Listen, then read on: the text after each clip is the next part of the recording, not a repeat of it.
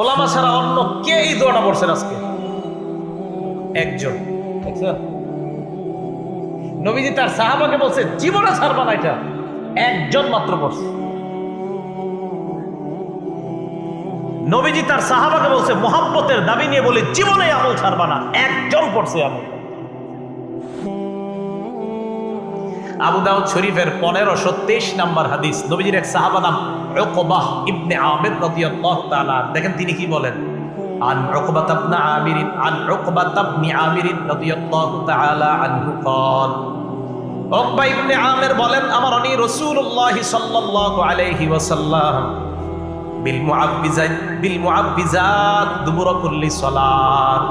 উকবাহ ইবনে আমির বলেন, এটা সবাই পারেন, আল্লাহ নবী আমাকে আদেশ করছে যেন 5 ওয়াক্ত নামাজের পর কুল হুয়াল্লাহু পড়ি, কুল আউযু বিরাব্বিল ফালাক পড়ি, কুল আউযু বিরাব্বিন নাস পড়ি।